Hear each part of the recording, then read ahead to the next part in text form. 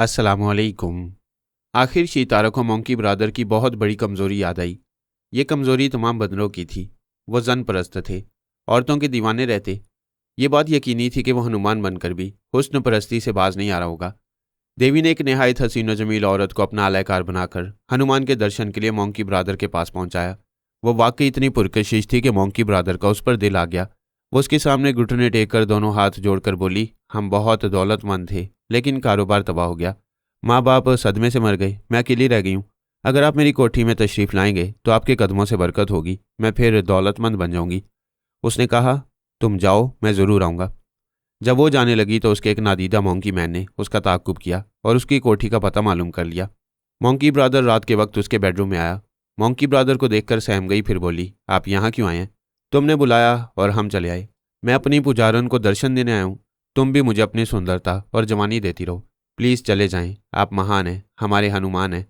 आज सारा हिंदुस्तान आपकी पूजा कर रहा है, आपको यहाँ नहीं आना चाहिए। वस्ते वो बोला, मैं सारे हिंदुस्तान के लिए हनुमान हूँ, मगर हसीन और जवान औरत मेरी कमज़ोरी है। जब तक कोई मेरे पहलू में ना हो मुझे नींद नहीं आती। क्या तुम हर रात किसी औरत के साथ रहते हो?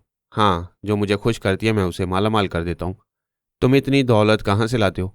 वो करीब आते हुए बोला, पुलिस की तरह इंक्वायरी ना करो। वो पीछे हटकर बोली, नहीं, मुझे बताओ तुम्हारे पास दौलत कहाँ से आ जाती है? मेरे दूसरे मोंकी मैन नादीदा रहकर कभी किसी सरकारी खजाने से ले आते हैं, कभी बड़े बड़े सरमाएदारों की तिजोरियाँ खाली करते हैं। क्या तुम मेरी इज्जत लूटने के लिए भी दौलत लाए हो? हाँ, अभी अपने साथ रहा हूँ। मैं हुस्न का कदरदान हूँ, पहले कीमत अदा करता हूँ। उसने एक चुटकी बजाई। दूसरे लम्हे दो मोंकी मैन नमूदार हो गए। उनके हाथों में दो बड़ी बड़ी थालियां थीं। एक थाली पर नोटों की गड्डियां और दूसरे पर हीरे मोतियों से जड़े हुए सोने के जेवरात थे। उस हसीना ने कहा, अच्छा तो ये तुम्हारा असल रूप है। तुम इसी देश की दौलत लूटकर जनता को बेवकूफ़ बनाने के लिए कुछ गरीबों को देते हो और बाकी इसी तरह अय्याशी में लौटाते हो। मोंकी मैन ने आकर उसे पकड़ लिया। वो खुद को छुड़ाने की कोशिश करने लगी, लेकिन उसके हुस्न का नशा मोंकी ब्रादर के सर चढ़कर बोल रहा था। वो इस बात से बेखबर था कि छत पर और कमरे के चारों गोशों में वीडियो कैमरे बड़ी राजदारी से नस्ब किए गए थे, जो उसके हनुमान ना होने और अय्याश होने का नाकाबिले तरदीद सबूत रिकॉर्ड कर रहे थे। वह मंजर पूरे भारत की जनता देखने वाली थी। मोंकी मास्टर के साथ हमेशा दो नादीदा बॉडीगार्ड रहा करते थे, लेकिन उसने रोशना के साथ रहने के दौरान बॉडीगार्ड से कहा था कि वो मौजूद ना रहा करें, चले जाएं। उनकी ज़रूरत होगी तो उन्हें बुला लिया जाएगा। उन बॉडीगार्ड्स के जाने के बाद ही मोंकी मास्टर की शामत आ गई थी। रोशना ने उसे एसाबी कमजोरी की दवा खिलाई थी। दवा की मिकदार इतनी ज़्यादा हो गई थी कि वो बेहोश हो गया था। एल्पा उसी वक्त उस पर हमला कर सकी। ब्रेन आदम ने अपने मातेतों के जरिए बड़ी राजदारी से मोंकी मास्टर को एक खुफिया टॉर्चर सेल में पहुंचा दिया। बाद में दोनों गार्ड्स ने आकर अपने मास्टर को तलाश किया, फिर रोशना की गर्दन दबोच कर कहा, बताओ हमारा मास्टर कहाँ है? वो रोते हुए बोली, मुझ पर जुल्म ना करो, वो अचानक ही कहीं गया है। कह रहा था उसे उसके ब्रादर के बारे में कोई इतला मिली है, वो जा रहा है, जल्दी वापस आने की कोशिश करेगा। रोशना ने उसके भाई के हवाले से कहा तो उन्हें यकीन आ गया। वो दोनों मोंकी फौज के कमांडर के पास आई। उसे बताया कि मास्टर कई घंटों से लापता है। रोशना कहती है वो मोंकी ब्रादर के बारे में कोई इतला सुनकर गया है। कमांडर ने कहा, कोई गड़बड़ है। पहले ब्रादर अचानक इंडिया चला गया, फिर मास्टर भी कहीं चला गया।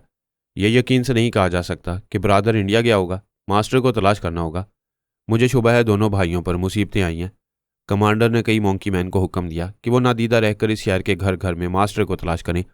उसने मखसूस सिग्नल देने वाले फ़ोन के जरिए तमाम मोंकी मैन से कहा कि वो उस मैदान में पहुंचे जहां हज़ारों खैमे नस्ब किए गए हैं। कई मोंकी मैन भी उस सिग्नल फ़ोन के जरिए शहर में फैले हुए जानिसारों को खैमे की तरफ बुलाने लगे। इस खैमे के पास हज़ारों नादीदा मोंकी मैन जमा हो गए। वो सिग्नल फ़ोन के जरिए कमांडर को अपनी हाजिरी की इतला दे रहे थे। तकरीबन 4,000 जानिसार जमा हो गए। कमांडर ने उन्हें अपनी खलाई ज़ुबान में मुखातिब किया, क्योंकि अंग्रेज़ी या इब्रानी ज़ुबान वहाँ के जासूस सुनकर उनके इरादों को समझ सकते थे। कमांडर ने कहा, हम इस दुनिया पर हुकूमत करने के लिए बड़ी तवील जद्दोजहद कर रहे हैं। अगरचे हमें कामयाबी नहीं हुई है, लेकिन अमरीका और इसराइल पर हमारी दहशत तारी है। यहाँ हमारे लिए बस्ती बसाई जा रही है। इससे कामयाबी का यकीन हो रहा है, लेकिन दरे पर्दा हमारे खिलाफ साजिश हो रही है। कहा जाता है कि ब्रादर इंडिया गया हुआ है। ऐसा पहली बार हुआ है कि उसके जाने की खबर हमें नहीं हुई। इसी तरह मास्टर भी अचानक कहीं चला गया है।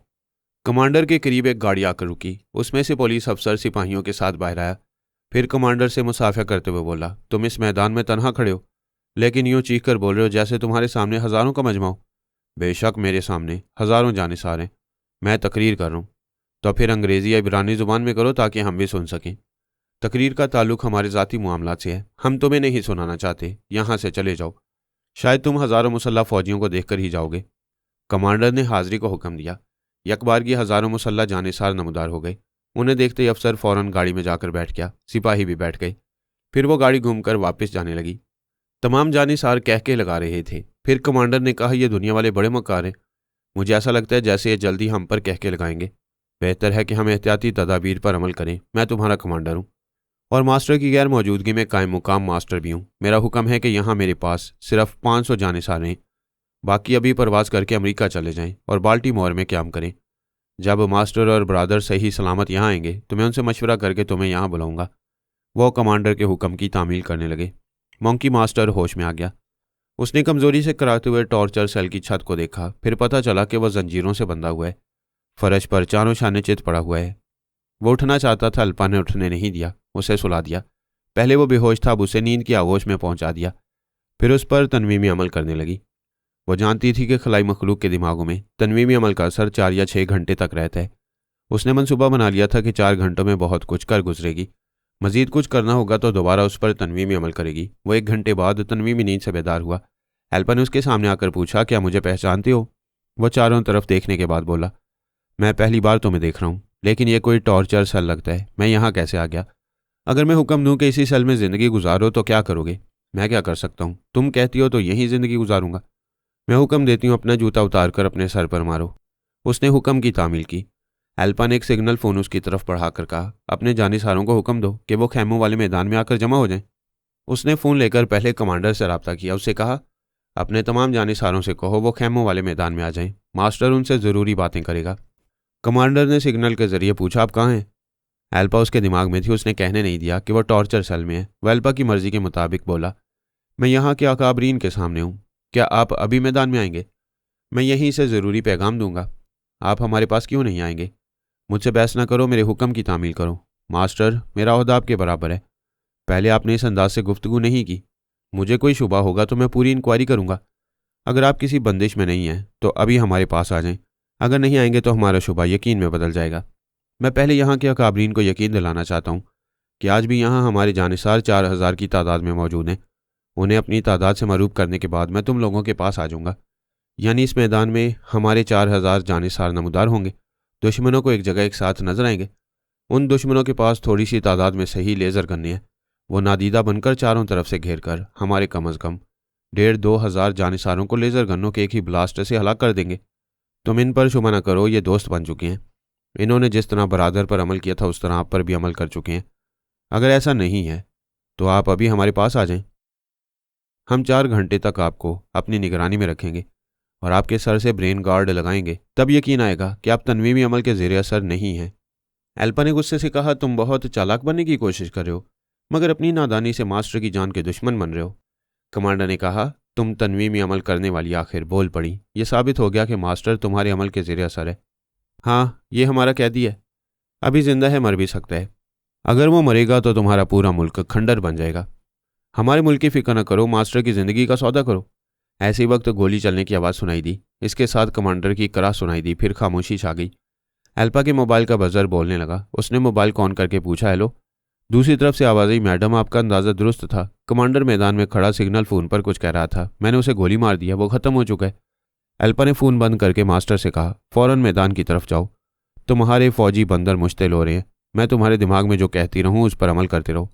उसने मास्टर को एक गोली और एक कैप्सूल दिया। फिर एक रिवॉल्वर देकर कहा, गोली जेब में रखो। वापस आते वक्त नादीदा बनोगे ताकि कोई तुम्हारे ताक़ुब में यहाँ तक ना आए। इस कैप्सूल के जरिए मैदान की फ़िज़ा में परवास करते रहोगे। किसी बंदर के करीब नहीं जाओगे। कोई ज़बरदस्ती आना चाहे तो उसे गोली मार दोगे। चलो, मैं नादीदा बनकर तुम्हारे साथ रहूँगी। एल्पा एक गोली के जरिए साय बनकर मास्टर के जिस्म में समा गई। मास्टर कैप्सूल के जरिए परवास करता हुआ मैदान में पहुंचा। वह मैदान खाली नजर आ रहा था, लेकिन उसे परवास करते देखकर एक मॉन्की मैन मैदान में नमूदार हुआ। फिर बोला, मास्टर, आपको देखकर खुशी हो रही है, मगर अफसोस, दुश्मनों ने हमारे कमांडर को हलाक कर दिया है। हम दुश्मनों को तबाह कर देंगे। मास्टर ने कहा, सब्र करो और ये बताओ, क्या मेरे तमाम जानिसार यहाँ मौजूद हैं? जी हाँ, मौजूद हैं। मैं उन्हें हुक्म देता हूँ सबके सब नमूदार हो जाएं। नहीं मास्टर, हम मकतूल कमांडर की बातें सुन चुके हैं। उसने दुरुस्त कहा था, हमें एक साथ मार डालने के लिए यहाँ बुलाया गया है और आप तनवीमी अमल के ज़ेरे असर हैं। क्या तुम चाहोगे कि मेरा अमल मुझे मार डाले?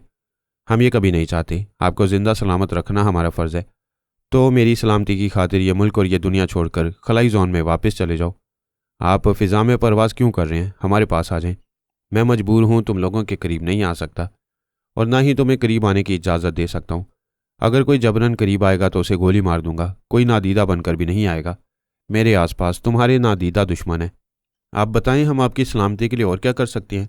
क्या हम खलाई जोन वापस जाएंगे तो ये आपको कैद से रिहा कर देंगे?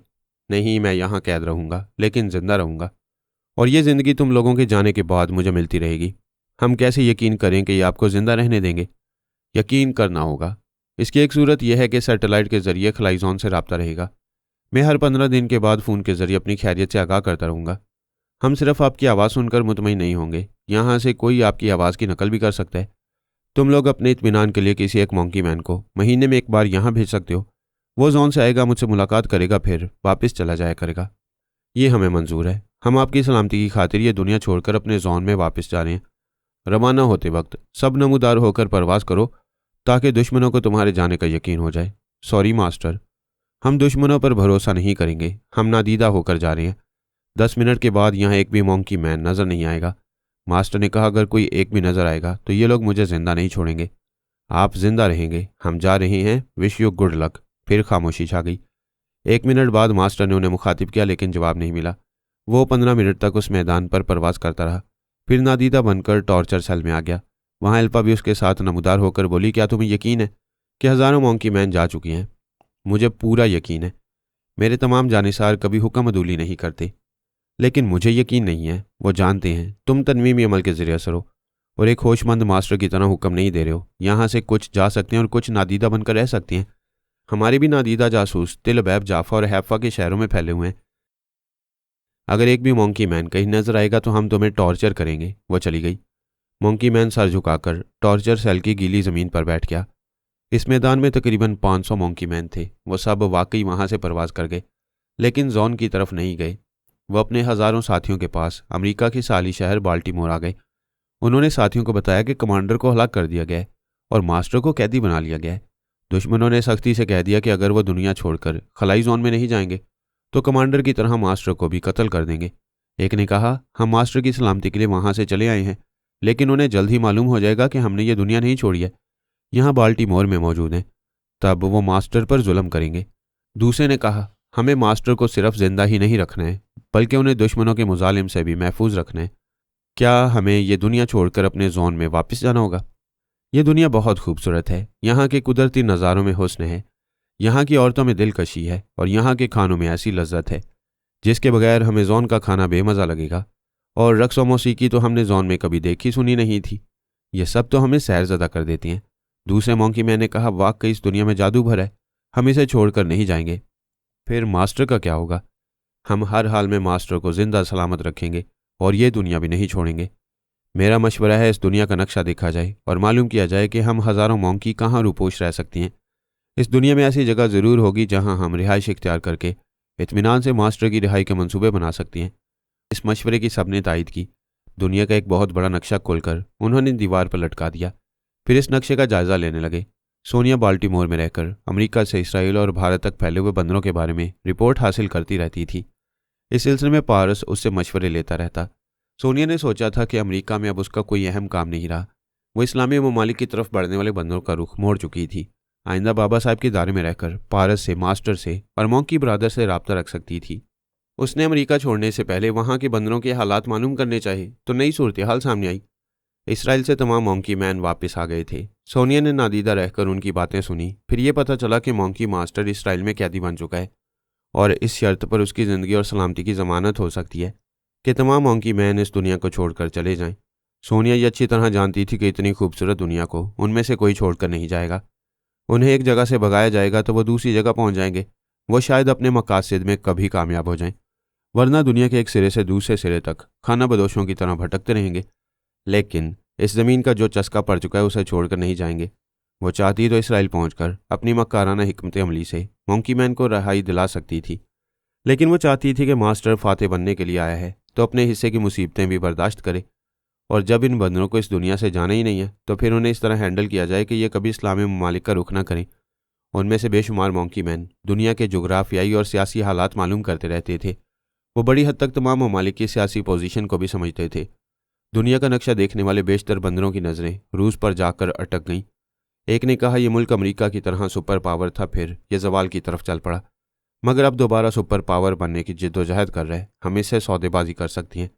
दूसरे ने कहा बेशक हम इन्हें गैर मामूली कुव्वत फराम करें, इनकी असला फैक्ट्री में लेज़र गन्ने और दूसरे जदीद हथियार तैयार करें तो वो हमें सर आंखों पर बिठाएंगे। एक और मोंकी मैन ने कहा जब हम इनके काम आएंगे तो वो भी हमारे काम आएंगे। जब इनके मुल्क की कई रियासतें अपनी अलग हुकूमतें बना रही हैं तो हमें भी अपनी रियासत बनाने के लिए ज़मीन का टुकड़ा दे सकती हैं। सिर्फ इतना ही नहीं, रूसी हुकाम अपने तौर पर हमारे मोंकी मास्टर की वापसी का मुतालबा कर सकती हैं और हमारी दी हुई गोलियों, कैप्सूलों और लेज़र गनों के जरिए इसराइली हुकूमत को मास्टर की रिहाई पर मजबूर कर सकती हैं। रूस रकबे में सबसे बड़ा है, उसके किसी भी गोशे में इन बंदरों को पनाह मिल सकती थी, बल्कि उनकी एक रियासत कायम हो सकती थी। वह तमाम मोंकी मैन सर जोड़कर तमाम पहलुओं से रूस के मौजूदा हालात का तज्जिया कर रहे थे और वहां जाने का फैसला करने वाले थे। उनसे पहले ही सोनिया ने सफ़र की मुख्तसर सी तैयारी की, फिर रूस की तरफ रवाना हो गई। अंदर से यहूदी, ऊपर से मुसलमान, ऐसे भी होते हैं इंसान। और अफजाल अहमद की बीवी ताहिरा भी ऐसी ही थी। ऐसे मर्दों की तादाद ज़्यादा है जो औरतों के रंग में रंगे जाते हैं। अफजाल अहमद भी आधा तीतर आधा बटेर था। जब माँ बाप ऐसे हों तो बच्चे बबोल का पौधा होते हैं। उनके दो बेटे लंदन में यहूदी ननियाल के साय में तालीम और तरबियत हासिल कर रहे थे। तरबियत हासिल करने के बाद पाकिस्तान आकर पाकिस्तानी कहलाते। बड़ी बेटी सायरा तरबियत मुकम्मल करके आ चुकी थी। उस बराए नाम पाकिस्तानी ख़ानदान की हिस्ट्री पहले बयान हो चुकी है। इस हिस्ट्री के तसलसल से ताहिरा और अफजाल अहमद को एक नादीदा शख्स अली का इल्म हुआ और यह अंदेशा पैदा हो गया था कि वो नादीदा उनके तमाम राज चुरा कर ले जाएगा। राज बड़े अहम थे, कई सियासतदानों के करप्शन के सबूत भी थे और पाकिस्तान के दाखिली अमूर और खारजा पॉलिसी से ताल्लुक़ रखने वाले भी राज थे। वह सब तहरीरी, तस्वीरी और मुतहर्रिक वीडियो फिल्मों की सूरत में महफूज थे। वह तमाम राज एक नाम निहाद एसआई की कोठी में महफूज थे और वह एसआई दरे पर्दा यहूदी था। ताहिर और अफजाल अहमद ने सोचा वो नादीदा शख्स वहां तक नहीं पहुंचेगा, वो दूसरे दिन तमाम दस्तावेजात इसराइल मुंतकिल कर देंगे। लेकिन इन मियाँ बीवी को नींद नहीं आ रही थी। रात के 1 बजे ताहिरा ने जॉन शेफर्ड को मुखातिब किया। वो नशे में था। उसने पूछा तुमने उसी वक्त फ़ोन क्यों नहीं किया जब अपना सामान ले गई थी? ताहिरा ने ताज्जुब से पूछा किस सामान की बात कर रहे हो? भाई यहाँ तुम्हारे लिए एक कमरा रिजर्व है, तुम इसे मुकफ्फल रखती हो, उसके अंदर जो सामान रहता है उसका जिक्र फ़ोन पर मुनासिब नहीं है। तुम ये कहना चाहते हो कि मैं अपने कमरे से 3 अलमारियों की तमाम चीज़ें ले गई हूँ? तो और क्या कहूँ, तुम्हारे कमरे का दरवाज़ा खुला है, 3 अलमारियों के पट भी खुले हुए हैं और अलमारियाँ बिल्कुल खाली हैं। वो चीख कर बोली नहीं, ये नहीं हो सकता जॉन, तुम नशे में हो, तुम भी आ जाओ, दोनों नशा करेंगे। वो रिसीवर रखकर अफजाल से बोली जल्दी चलो। वो जॉन कह रहा है मेरा कमरा और 3 अलमारियाँ खुली हुई हैं और तीनों खाली हैं। वो शब ख्वाबी के लिबास में थे। उसी लिबास में बेडरूम से बाहर आए। अफजाल गैराज से कार निकालने लगा। ताहिरा ने बेटी के दरवाजे पर दस्तक दी। सायरा ने दरवाज़ा खोलकर पूछा आज आप दोनों को भी मेरी तरह नींद नहीं आ रही? बेटी, नींद उड़ाने वाली बात हो गई है। हमारे अरबों डॉलर के तमाम राज चोरी हो गए हैं और ये वारदात उसी नादीदा ने की है जिसने तुम्हें राह वालों की कैद से रिहाई दिलाई थी। ओह मम्मी, उसने तो हम पर मेहरबानी की थी, फिर वो ना मेहरबान कैसे हो सकता है? अभी बहस करने का वक्त नहीं है। मैं तुम्हारे पापा के साथ बाहर जा रही हूँ, हम जल्दी आने की कोशिश करेंगे। तुम बाहर का दरवाज़ा अच्छी तरह से बंद कर लो। वो माँ के साथ बैरूनी दरवाजे तक आई, फिर उसके बाहर जाते हुए उसे अंदर से बंद कर लिया। ताहिरा और अफजाल अपनी कार में बैठकर जॉन शेफर्ड की कोठी में पहुंचे। वो अपने बेडरूम में पी रहा था। उनके लिए बैरूनी दरवाज़ा खोलकर बोला मैं 1 घंटा पहले होटल से आया, वहीं होटल में बहुत पी ली थी, मगर मैं नशे में नहीं हूँ। खुद जाकर देख लो, तुम्हारा कमरा खुला हुआ है। वो दोनों तेज़ी से चलते हुए आए, फिर खुले हुए दरवाजे को देखकर ठिठक गए। कमरे के अंदर अलमारियाँ खुली हुई थीं और खाली थीं। ताहिरा चकराकर डगमगाने लगी। अफजाल उसे संभाल कर ड्राइंग रूम में ले आया। जॉन ने उसकी पसंदीदा विस्की का एक पैक बनाकर उसे दिया। वो एक ही सांस में पी गई, फिर गहरी गहरी सांस लेकर बोली मुझे यकीन नहीं आ रहा है, क्या ये ख्वाब नहीं हो सकता? अफजाल ने अपने लिए पैक बनाते हुए कहा हौसला करो, जो नुकसान हुआ है उसे बर्दाश्त करो। उस नादीदा से निमटने के लिए, उससे किसी तरह का कामयाब समझौता करने के लिए हमें होशो हवास में रहना होगा। समझौता क्या होगा अफजाल, उसने तो कुछ नहीं छोड़ा, सारे राज समेट कर ले गया। अगर वह नादीदा वतन और कौम परस्त होगा तो हमें और हमारी तंजीम को तबाह बर्बाद कर देगा, हमें सजा दिलाएगा। हमारे बच्चों का क्या होगा अफजाल? अफजाल ने उसे थपक कर एक और पैक दिया, फिर कहा उन दस्तावेजात में हमारे मुतल्लिक भी अहम कागजात थे, ऐसी तस्वीरें भी थी जिनके जरिए मुसाद से हमारा ताल्लुक साबित होता है। मुझे यकीन है वो नादीदा हमसे रब्ता करेगा, इसलिए कहता हूँ कि इस सदमे को बर्दाश्त करके अपने अंदर इस्तेहकाम पैदा करो। उस नादीदा से मामला तय करने के लिए हाजिर दिमाग रहो। जॉन उन्हें पैक बनाकर देने लगा। वो दोनों गम गलत करने और अपना मामला दुरुस्त करने के लिए पीने लगे। उधर सायरा कोठी के अंदर तनहा थी। वो रात को 11 बजे तक सो जाया करती थी, लेकिन उस रात नींद नहीं आ रही थी। बार बार उस नादीदा का ख्याल आ रहा था। उसे नादीदा की ये बात पसंद नहीं आई थी कि उसने कभी उसे कार में बिठाया और कभी गधे पर सवार कराया। इस तरह यह मालूम हुआ था कि वो टेलीपैथी जानता और बड़ा मगरूर है। कुछ बोलता नहीं है, हो सकता है गूंगा हो। यह इंसानी फितरत है, कोई पर्दे के पीछे छुपा हुआ हो, उसे देखने की बेचैनी पैदा हो जाती है। सायरा भी मुख्तलिफ पहलुओं से उसे सोच रही थी। वो मम्मी और पापा के जाने के बाद अपने बेडरूम में नहीं गई। ड्राइंग रूम में टीवी को ऑन किया। एक तो नींद नहीं आ रही थी, दूसरी बात यह कि मम्मी और पापा की वापसी पर दरवाज़ा खोलने के लिए जागना था। सायरा ने फ्रिज के पास आकर इसे खोला, एक बड़े प्याले में आइसक्रीम निकाली, फिर एक चमचा लेकर ड्राइंग रूम में आई तो ताज्जुब से देखा चैनल बदल गया था। रात के 1:30 बजे पाकिस्तानी प्राइवेट चैनल से उर्दू गाने नशर किए जा रहे थे। वो आइसक्रीम के प्याले को सेंटर टेबल पर रखकर टीवी के पास आई और चैनल बदल दिया। फिर पॉप म्यूजिक के साथ रक्स करती हुई लड़कियां देखने लगी। वो अपने प्याले के पास जाने के लिए पलट गई। पलटते ही चैनल बदल गया। उसने घूमकर देखा। ये समझ में आया कि उस चैनल का बटन ढीला है। फिर ये ख्याल अहमकाना लगा, अगर वो बटन ढीला है तो दूसरे चैनल का बटन खुद ब खुद कैसे दब जाता है और स्क्रीन पर दूसरा प्रोग्राम कैसे आ जाता है। वो फिर पॉप म्यूजिक वाला चैनल लगा के प्याले के पास आई। चैनल फिर बदल गया। इस बार सायरा ने एक बार टीवी की तरफ देखा, दूसरी बार प्याले की तरफ। वो प्याला खाली हो गया था। एक चमचा आइसक्रीम भी नहीं रही थी। वो सहम कर पीछे हटने लगी, एक सोफे से टकराकर उस पर बैठ गई। स्क्रीन पर CNN का लाइव प्रोग्राम नशर हो रहा था। एक शख्स खबरें पढ़ रहा था। अली उसकी आवाज़ सुनकर हज़ारों किलोमीटर दूर उसके दिमाग में पहुंच गया। वो न्यूज़ पढ़ते पढ़ते अचानक हाथ उठाकर बोला, हाय सारा। सायरा ने चौंक कर टीवी की तरफ देखा। वो बोला, फ्रिज से दूसरी आइसक्रीम ले लो। इतना कहकर वह फिर खबरें पढ़ने लगा। शदीद हैरानी से सायरा का मुंह खुल गया। उधर CNN के न्यूज़ कैबिन में हलचल पैदा हो गई। न्यूज़ पढ़ने वाला चंद सातों के लिए बौखलाकर चुप हुआ, फिर खबरें पढ़ने लगा। सायरा सोफे से उठकर खड़ी हो गई। टीवी स्क्रीन पर उस शख्स को गौर से देखते हुए बोली, क्या तुम वही नादीदा हो? अगर वही हो तो कैसे हो? आइसक्रीम यहाँ खाइए और हज़ारों किलोमीटर दूर पहुंचकर खबरें पढ़ रहे हो और मुझे मुखातिब कर रहे हो। वो फिर न्यूज़ पढ़ने के दौरान बोला, खामोश रहो, खबरें पढ़ने दो। वो बेचारा फिर पढ़ने लगा और परेशान नजर आने लगा। सायरा ने कहा, परेशान क्यों होते हो? अब नहीं बोलूंगी, पहले खबरें पढ़ लो। वो सोफे पर आकर बैठ गई। स्क्रीन पर उसे थोड़ी देर तक देखती रही, फिर ज़ेरे लब बुड़बुड़ाने लगी। कोई खास नहीं है, आम अंग्रेज़ों जैसा है। मैं इसके झूठे प्याले में आइसक्रीम नहीं खाऊंगी। वो कुछ सोचकर बोली, ताजुब है, वो इधर न्यूज़ सुना रहा है तो फिर इधर आइसक्रीम कैसे खा ली? मेरे ख्याल में इसे बहुत पुरस्कार, बहुत दौलतमंद होना चाहिए था, लेकिन आम न्यूज़ कास्टर की तरह खबरें पढ़ रहे। कोई मामूली आदमी है, हमारे लेवल का, हमारे स्टेटस का नहीं है। अचानक टीवी बंद हो गया। उसके करीब रखा हुआ रेडियो ऑन हो गया।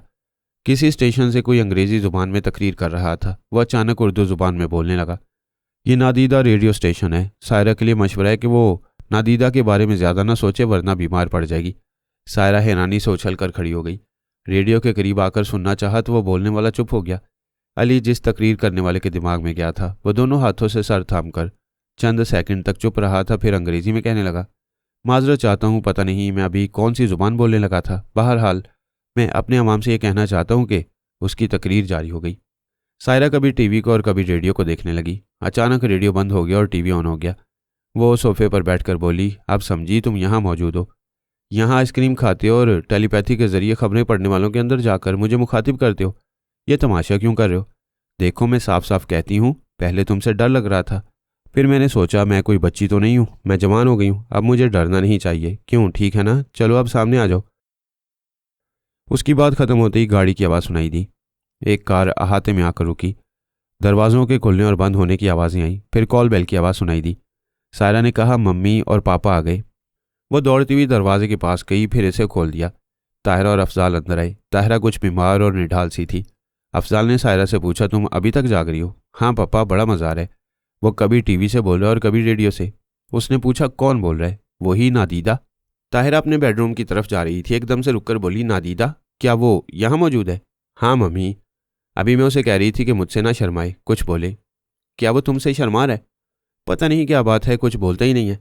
नहीं बोलने का मतलब है कि वो यहाँ नहीं है। ये प्याला देखें, इसमें जितनी आइसक्रीम थी वो मैंने नहीं, उसने खाई है। बड़ा नादीदा है। क्या वाकई इस प्याले की आइसक्रीम तुमने नहीं खाई है? मैं सच कह रही हूँ, उसने खाई है। ताहिरा ने आसपास देखकर कहा, प्लीज़ हमसे बातें करो, हमारे सामने आओ, हमसे तुम्हें कोई नुकसान नहीं पहुंचेगा। सायरा ने कहा, हाँ फ़ायदा पहुंचेगा, फ्रिज में बहुत आइसक्रीम है। ताहिरा ने कहा, तुम चुप रहो, इतनी बड़ी हो गई हो, अकल नाम को नहीं है, उसे आइसक्रीम का लालच देकर बुला रही हो। अफजाल ने खला में इधर उधर तकते हुए कहा, मिस्टर, हम तुम्हारा नाम नहीं जानते, मगर तुम्हें अपना बिल्कुल अपना समझते हैं। एक बार हमारे सामने आओ, तुम्हें हमसे इतनी मोहब्बतें मिलेंगी कि तुम सिर्फ हमारी होकर रह जाओगे। सायरा ने कहा, हाँ बहुत मोहब्बतें मिलती हैं, मैं भी बचपन से इनकी होकर रह गई हूँ, तुम भी होकर रह जाओ। प्लीज़ सायरा, हमें कुछ कहने दो। पप्पा, वो मेरे कहने से बोलेगा, वो मेरा दोस्त है। ताहिरा ने कहा, यह बड़ी खुशी की बात है कि वो तुम्हारा दोस्त है। क्या तुम्हारा दोस्त तुम्हारी कदर करता है? क्या वो तुम्हारी बात मानकर हमारी तमाम चीज़ें वापस कर सकता है? हमारी कौन सी चीज़ें उसके पास हैं? तुम नहीं जानती, वो बहुत अहम चीज़ें, बहुत अहम राज हमारी अलमारियों से निकाल कर ले गया है। मैं उससे इल्तिजा करती हूँ कि हमें बर्बाद ना करे, तुम भी कहो कि हमारी चीज़ें वापस कर दे। मम्मी, आप इल्तिजा ना करें, वो मेरा दोस्त है। ए दोस्त, क्या तुम सुन रहे हो? बुजुर्गों को परेशान करना बुरी बात है। अगर तुम तमाम चीज़ें वापस नहीं करोगे तो मैं तुमसे बात नहीं करूँगी, टीवी और रेडियो के ज़रिए तुम्हारी कोई बात नहीं सुनूंगी। वली को बहुत अच्छी लगी, क्योंकि वो लुभाने के अंदाज में नहीं बोल रही थी, बल्कि उसके अंदाज में फितरी मासूमियत थी।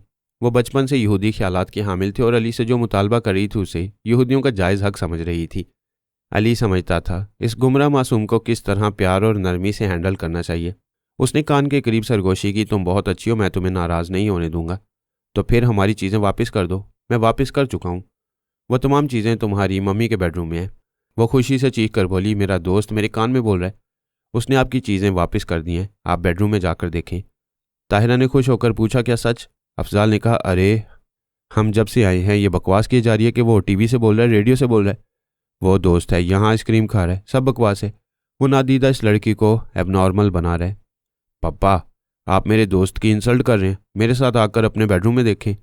वो अपने वालिदैन के साथ बेडरूम की तरफ जाने लगी, वह दोनों भी उसके पीछे जाने लगे। सायरा ने बेडरूम का दरवाज़ा खोलते हुए कहा, आएँ और अपनी आंखों से देखें। ताहिरा आगे आई, फिर बेडरूम में कदम रखते ही हैरानी से चीख पड़ी। वहाँ बड़े से बिस्तर पर वीडियो फिल्में, फाइलें और बड़ी तस्वीरों के लिफाफे रखे हुए थे। अफजाल भी शदीद हैरानी से ताहिरा के साथ दौड़ता हुआ बिस्तर तक आया। फिर दोनों एक एक चीज़ उठाकर देखने लगे। हर चीज़ वही थी जो जॉन शेफर्ड के बंगले की 3 अलमारियों से चुराई गई थी। हत्ता कि वो दस्तावेज़ात और तस्वीर भी थीं जिनसे ताहिरा और अफजाल की गहरी वाबस्तगी मूसाद एजेंसी से साबित होती थी। उनके खिलाफ जितने सबूत थे वो भी वापस मिल गए। ताहिरा खुश होकर उन्हें सीने से लगा रही थी। सायरा दोनों हाथ कमर पर रखे उन्हें देख रही थी, फिर बोली, ये अच्छी बात नहीं है। दोनों ने पूछा, क्या आप मेरे दोस्त का शुक्रिया अदा नहीं कर रहे हैं? ताहिरा ने कहा, ओ गॉड, हम तो खुशी में भूल ही गए थे, तुम कहाँ हो?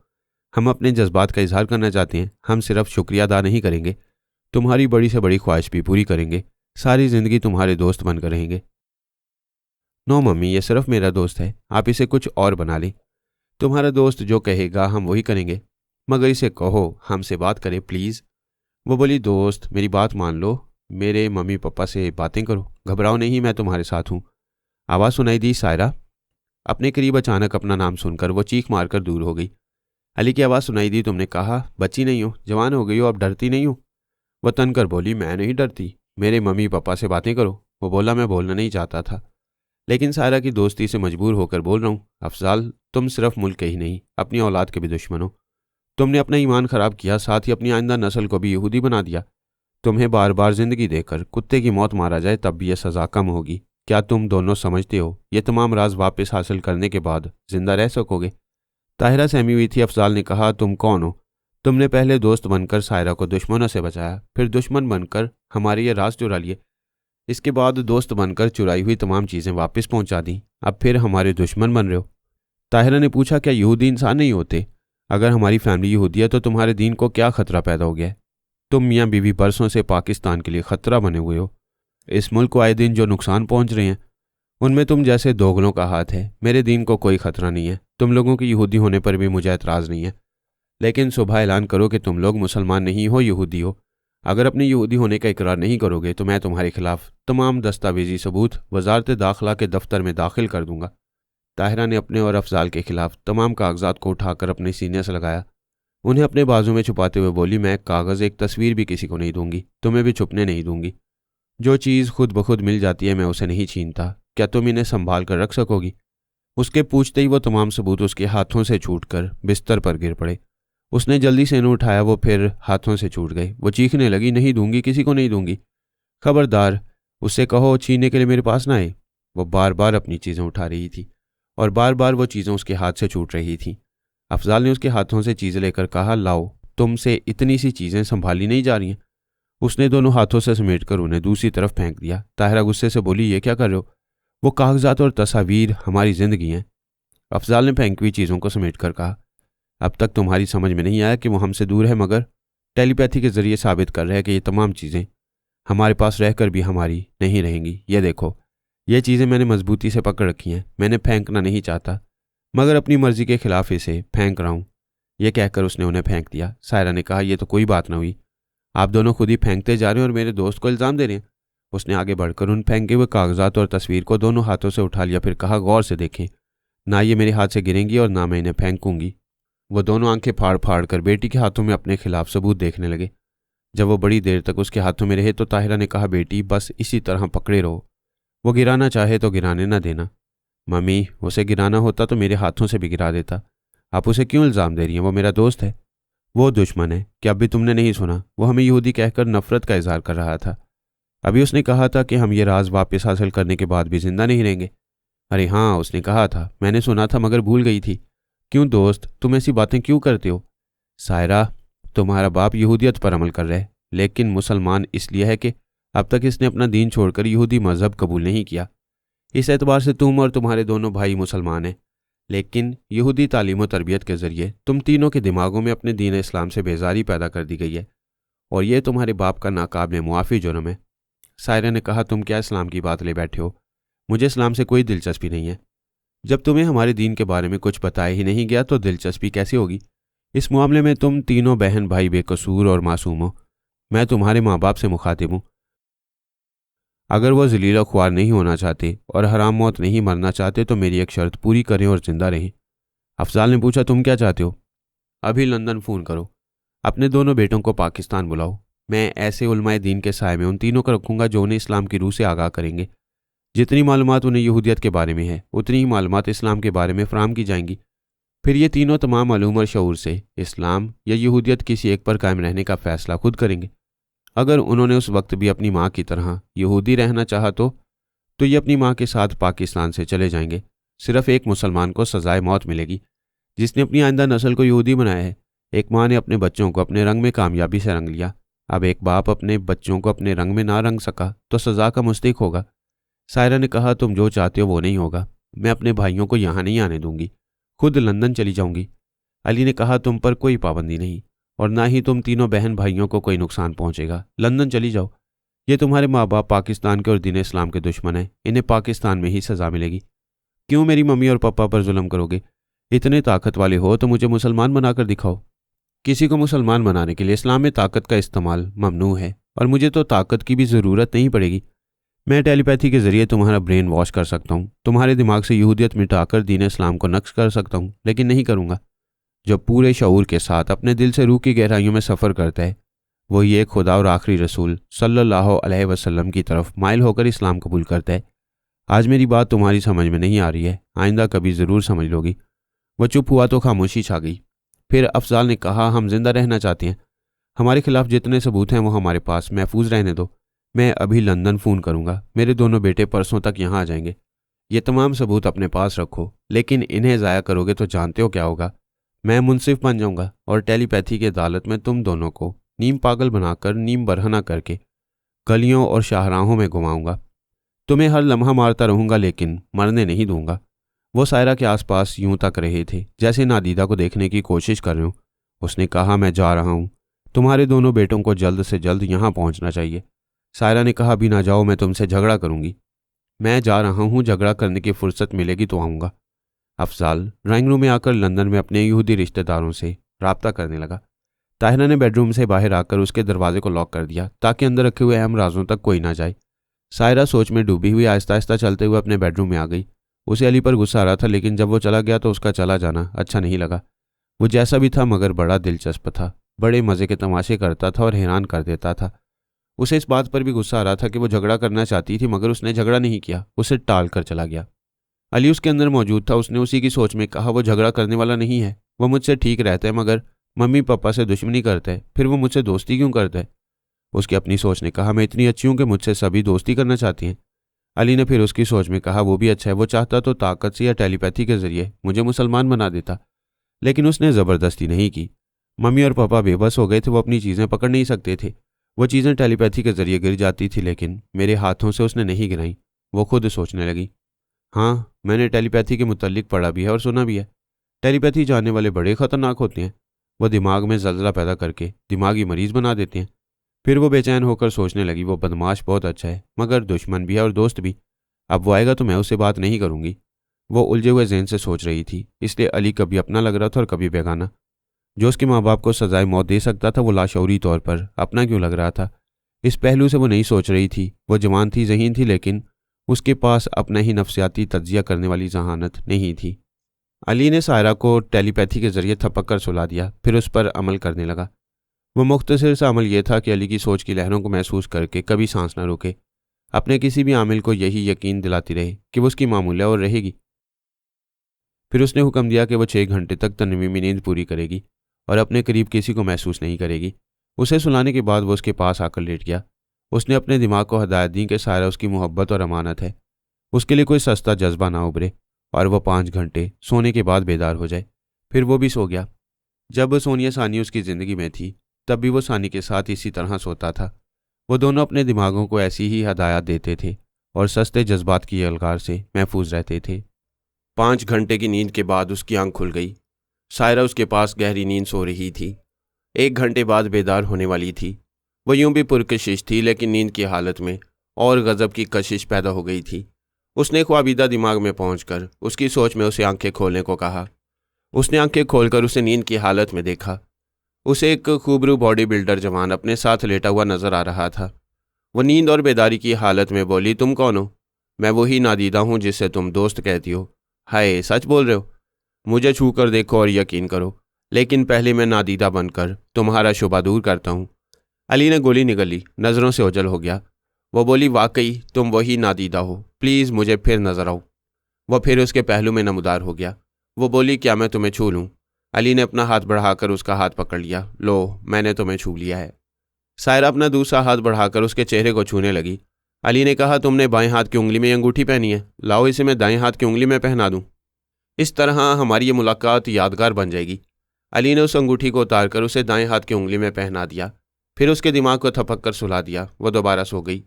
अपने वक्त के मुताबिक वह ठीक 6 घंटे बाद बेदार होने वाली थी। पिछली रात जब ताहिरा और अफजाल फ़ोन के जरिए लंदन के रिश्तेदारों से गुफ्तगू कर रहे थे, तो अली ने उन रिश्तेदारों की आवाज़ें सुनी थीं। अब वो नींद पूरी करने के बाद उनके दिमागों में पहुंचने लगा और उनके चोर ख्यालात पड़ने लगा। वो लोग मूसाद के हेडक्वार्टर से कह चुके थे कि पाकिस्तान में मूसाद की सरगर्मियों को कायम रहना है, तो ताहिर और अफजाल को एक दुश्मन टेलीपैथी जानने वाले से बचाया जाए। इस सिलसिले में इसराइल के टेलीपैथी जानने वालों से रब्ता किया था। उन्होंने यकीन दिलाया था कि चंद घंटों के बाद वो ताहिर, अफजाल और उनके तीनों बच्चों पर तनवीमी अमल करके उनके दिमागों को लॉक कर देंगे, जिसके बाद ताहिर और अफजाल तमाम अहम राजों के साथ पाकिस्तान छोड़ देंगे। अली उनके दिमागों में नहीं जा सकेगा और उसे उनके फरार का इल्म नहीं हो सकेगा। अली फ़ौरन ही ताहिरा के पास पहुंच गया। वो पिछली रात जागती रही थी, इसलिए सो रही थी। अली ने उसे निहायत इत्मीनान से अपनी मामूला और ताबेदार बना लिया। उसके दिमाग में ये बात नक्श कर दी कि वाइंदा किसी दूसरे आमिल के अमल को बज़ाहिर कबूल करेगी और मामूला बन जाएगी, लेकिन दरे पर्दा अपनी लाइल्मी में सिर्फ अली की मामूला और ताबेदार रहेगी। उस पर अमल करने के बाद उसने अहम फ़ाइलों से अहम कागजात पढ़कर अलग किए और इनकी जगह दूसरे कागजात रख दिए। उन्हें सरसरी तौर पर देखने से यह मालूम नहीं हो सकता था कि वह बदल दिए गए हैं। इस कमरे में अंग्रेज़ी फ़िल्मों के कैसेट थे। उसने अहम राजों के दस्तावेजी कैसेटों के अंदर से पिक्चर टेप निकाल कर अंग्रेज़ी फ़िल्मों के कैसेट में रखे और अंग्रेज़ी फ़िल्मों के पिक्चर टेप अहम दस्तावेजी कैसेटों में रख दिए। इसी तरह उसने बड़े लिफाफों की तमाम तस्वीरें निकाल ली, फिर उनके एल्बम से तस्वीरें निकाल कर उन लिफाफों में रख दी। सायरा मुकर्रा वक्त पर बेदार हो गई। एक करवट से पड़ी हुई थी, चारों शानिचित होकर छत को तकने लगी। फिर उसने उठने से पहले एक भरपूर अंगड़ाई ली। ऐसे वक्त उसकी नज़र अपने बाएं हाथ पर गई। उस हाथ की उंगली में अंगूठी नहीं थी, वो दाएं हाथ की उंगली में थी। वह हैरानी से उठकर बैठ गई। वो हीरे की अंगूठी हमेशा बाएं हाथ की उंगली में रही थी, सोने से पहले भी इसी उंगली में थी, फिर दाएं हाथ की उंगली में कैसे आ गई? वो सोचने लगी तो उसे ख्वाब याद आने लगा।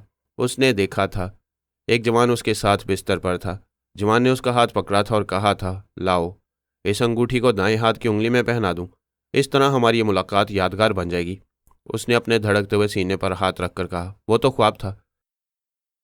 ख्वाब में अंगूठी साथ से उस हाथ तक गई थी, लेकिन यहाँ तो सचमुच अंगूठी इस उंगली में है जिसमें उस अजनबी ने पहनाई थी।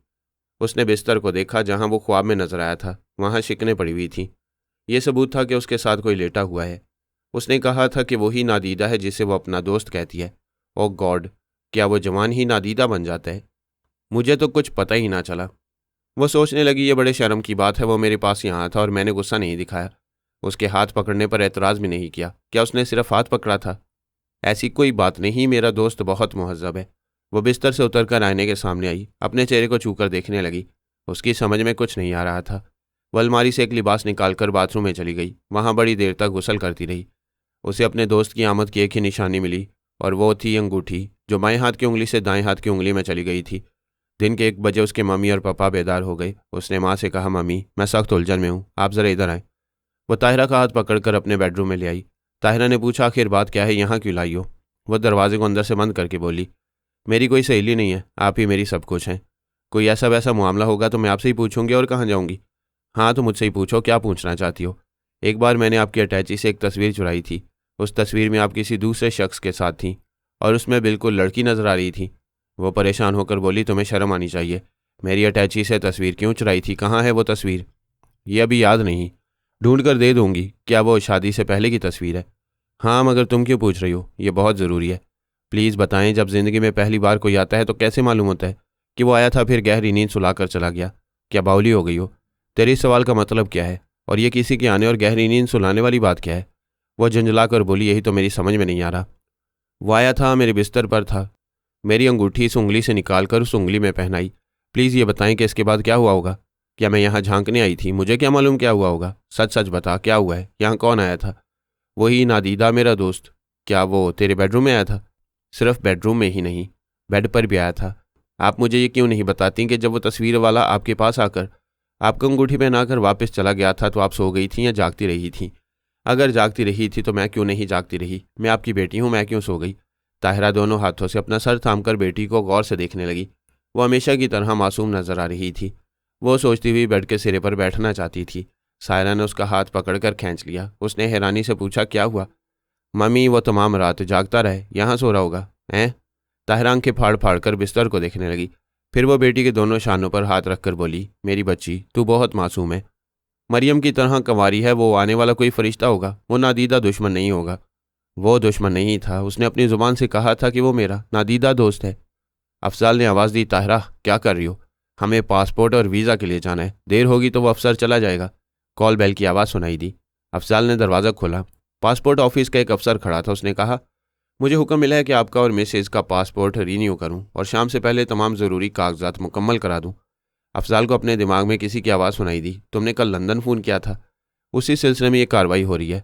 अपने और ताहिरा के तमाम कागजात इस अफसर को दे दो और बेडरूम में चले जाओ। तुम दोनों पर तनवीमी अमल किया जाएगा। इसके बाद कोई दुश्मन तुम्हारे चोर ख्यालात नहीं पड़ सकेगा। अफजाल ने ताहिरा को ये बातें बताईं। उस अफसर को पासपोर्ट और ज़रूरी कागजात दे दिए गए। फिर उन्होंने सायरा से कहा कि वो सोने जा रहे, इसलिए शाम तक दरवाजे पर दस्तक न दे। उसे ताकीद करके उन्होंने दरवाज़ा बंद कर लिया। वो अकेली रह गई। ड्राइंग रूम में टीवी ऑन करके सोफे पर बैठ गई। उसकी आंखें टीवी देख रही थीं, लेकिन दिमाग में नादीदा दोस्त समाया हुआ था। वो बेख्तियार उसके बारे में सोच रही थी। शऊरी तौर पर नहीं जानती थी कि क्या सोच रही है, गैर शऊरी तौर पर उसकी तरफ बहती जा रही थी। ताहिरा और अफजाल 4 घंटे के बाद बेडरूम से बाहर आए। वो गुस्ल करके फ्रेश होकर बेहतरीन लिबास पहने हुए थे। अफजाल 2 बड़ी अटैचियाँ लेकर कार में रख रहा था। सायरा ने पूछा, आप कहाँ जा रहे हैं? तुम्हारे अंकल जॉन शेफर्ड की कोठी में, वो सामान रखने जा रहे हैं जहाँ तुम्हारे नादीदा दोस्त ने चुराने के बाद वापस किया था। हम 1 घंटे बाद वापस आएंगे। वो बेटी को उस कोठी में तनहा छोड़कर कार में बैठ गए। फिर वो एयरपोर्ट की तरफ जाने लगे। उनके दिमागों पर तनवीमी अमल हो चुका था। उन्हें पूरा यकीन था कि कोई टेलीपैथी जानने वाला उनके दिमागों में नहीं आ सकेगा, ना ही ये मालूम कर सकेगा कि वो दोनों बेशुमार अहम राजों के साथ पाकिस्तान से फरार हो रहे हैं। सायरा के सिलसिले में कहा गया था कि उसे इस्लामाबाद की इसी कोठी में रहने दिया जाए। वो कोई मुजरिम नहीं है। मुसाद वाले सायरा की हिफाजत करते रहेंगे। एयरपोर्ट पर उस अफसर से मुलाकात हुई। उसने दोनों को जहाज़ के टिकट, पासपोर्ट और ज़रूरी कागजात दिए। अभी बोर्डिंग कार्ड हासिल करने का वक्त नहीं हुआ था। वो इंतज़ार करने लगे। ताहिरा टॉयलेट की तरफ जाने लगी। इस वक्त 2 इसराइली टेलीपैथी जानने वाले मौजूद थे। वो दोनों एल्पा के मातहत थे। राइट बॉय इस वक्त अफजाल के अंदर था और एनी डिसूजा ताहिरा के अंदर थी। वो टॉयलेट के दरवाजे पर आकर एनी से बोली, प्लीज़ मेरे दिमाग से जाओ, मैं टॉयलेट से बाहर आऊँगी, तब चली आना। एल्पा ने उन दोनों को हुक्म दिया था कि जब तक मोसाद के वो दोनों अहम एजेंट ताहिरा और अफजाल पाकिस्तान की सरहद पार न कर लें, तब तक उनके दिमागों में रहा जाए। उनके दिमागों को लॉक करने के बावजूद दुश्मन कोई चाल चल सकती हैं। राइट बॉय और एनी डिसूजा बहुत मोहतात थे, लेकिन टॉयलेट ऐसी जगह है जहां एनी को ताहिरा का साथ छोड़ना पड़ा, लेकिन अली ने नहीं छोड़ा। उसने जैसे ही टॉयलेट के दरवाजे को अंदर से बंद किया, अली ने उसके दिमाग पर कब्जा जमाकर उसे गायब दिमाग कर दिया। उसके परस से पासपोर्ट निकालकर उसके 3 सफ़ात फाड़कर अलग किए। अलग होने वाले एक सफ़े पर ताहिरा की तस्वीर भी थी। तस्वीर समेत वह सफ़ात फाड़कर उसे कमोड में डालकर फ्लश कर दिया। पानी के तेज़ बहाव के साथ कागज़ और तस्वीर के टुकड़े गटर में बह गए। अली ताहिरा को फिर ऐसी पोजीशन में लाया जैसे वो दरवाज़ा बंद कर रही हो। फिर उसने दिमाग को आज़ाद छोड़ दिया। ताहिरा को अजीब सा लगा। उसने सर थामकर सोचा, मुझे क्या हुआ था?